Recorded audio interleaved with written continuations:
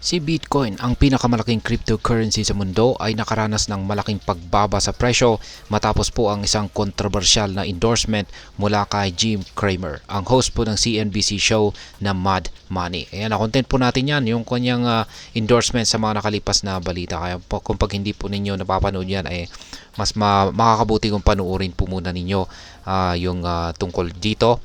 Yan sa unang inilabas na pahayag ni Jim Cramer na pag-i-endorso kay Bitcoin bago yung video na ito, kasi parang part 2 po ito. Ayan, kasi nung November 22 po kasi 2024 ay ipinahayag ni Ginoong Cramer na si Bitcoin ay isang panalo or isang winner sa isang kanyang pahayag na ikinagulat po ng buong crypto community. Karaniwan ang mga pahayag po ni Ginoong Cramer ay hindi palaging tinitignan ng mabuti ng mga crypto enthusiast. Kaya't nagsimula po ang tinatawag na inverse Cramer effect dahil sa kanya, kung saan ang presyo ni Bitcoin ay bumabagsak ng malaki matapos po siyang magbigay ng positibong opinyon. Sa loob lamang ng ilang araw, si Bitcoin po ay nawala ng higit $130 billion sa market cap nito. Ano po ang ibig sabihin nito para sa mga crypto traders at ano po ang epekto nito para sa atin bilang mga traders at investors nitong si Bitcoin? Kaya yan po ang siyang ating pag-uusapan sa video na ito, pero bago po tayo magpatuloy ay nais ko lamang po munang bigyang linaw ang aking disclaimer kung saan ang nilalaman po ng video na ito ay hindi po ito isang financial advice. For education and information purposes lamang po ang layunin nito. Bakit nga ba bumabagsak si Bitcoin matapos po ng endorsement nitong si Ginoong Cramer? Yan, unang-una ay ang tinatawag po nating inverse Cramer effect. Mayroon pong isang kakaibang phenomenon na tinatawag na inverse Cramer effect.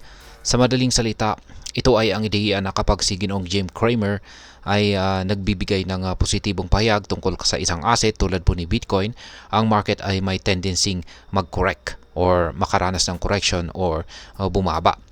Sa kasaysayan, ang mga pahayag po nitong si Ginoong Cramer ay hindi laging tumpak at madalas ay nagiging tanda ng isang reversal or pagbaba ng presyo. Kaya sa pagkakataong ito ay si Bitcoin na noon ay nasa $99,000 na may market cap na $1.96 trillion ay agad po siyang bumagsak ng 5% matapos po niyang tawagin itong si Bitcoin na isang winner. Kaya yan. Pangalawa ay ang pagtugon po ng crypto community. Ang mga crypto enthusiasts at analysts ay hindi po agad naniwala sa positibong pahayag ni gitong si Ginoong Cramer. Maraming nagtawag dito na kabaliktaran ng good luck.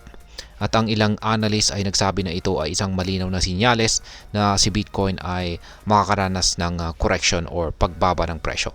Isang analyst na si Ginoong Ali Martinez ang nagsabi na ito ay isang strong sign na magsisimula na ang pagbaba ng presyo ni Bitcoin.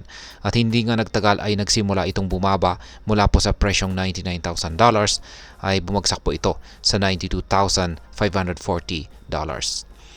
At ang pangatlo ay ang pagkawala po ng market cap at ang liquidations. Habang si Bitcoin ay bumabagsak, mabilis po na nagkaroon ng mga liquidations sa mga leverage position sa market. Ayon po sa datos mula sa CoinGlass, higit sa $600 million ang na-liquidate sa isang araw lamang. At ang mga traders na may position kay Bitcoin, ang pinakamalaking apektado po sa lahat, kung saan umabot po sa $164 million ang kanilang pagkawala or talo.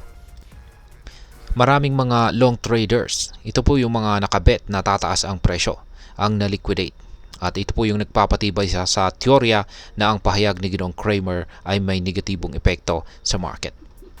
Ngayon ay ano naman po ang maaaring maging epekto nito para sa atin bilang mga Pinoy crypto traders at investors?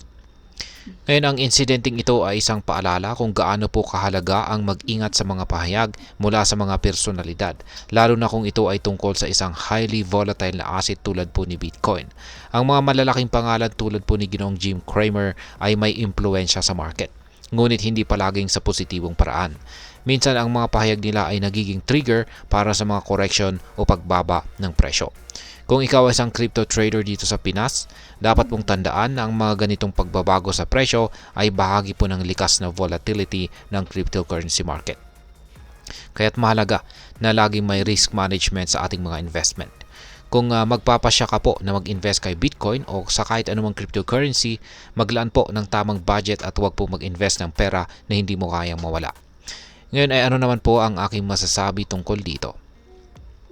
Sa aking opinyon, ang pagkakaroon po ng inverse Kramer effect ay nagpapakita lamang po kung gaano ka-unpredictable ang crypto market.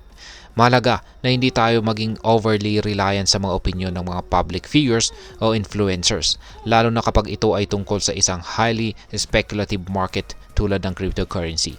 Ang mga traders at investors na tumututok lamang sa mga short-term movements ay maaari pong mawalan ng malaking halaga ng pera kapag mga biglaang pagbabago sa market ang naganap. Kaya gayon din, ang mga ganitong insidente ay nagpapakita ng kahalagahan ng fundamental analysis at technical analysis upang mas mapabuti ang ating pag-predict sa market trends. Hindi lang dapat tayo magdepende sa mga external factors kundi sa ating sariling kaalaman at estratehiya sa pag-i-invest. At ang panghuli, ang mga ganitong pangyayari ay nagpapakita po na sa crypto market, hindi lahat ng hype at endorsement ay nagdudulot po ng magandang resulta. Kaya't mag-ingat po tayo, magplano ng mabuti. Kung ikaw po ay nag-invest kay Bitcoin, maging handa sa mga fluctuations at volatility at palaging mag-research bago po gumawa ng desisyon. At ayan, hanggang dito na lamang po tayo sa video na ito mga ka-crypto. Sana po ay inyong nagustuhan ang aking paliwanag sa video na ito. Kung inyo po itong nagustuhan, pakiclick lamang po ang like button nito. Marami pong salamat sa panonood, ingat po tayo lagi at God bless po sa ating lahat.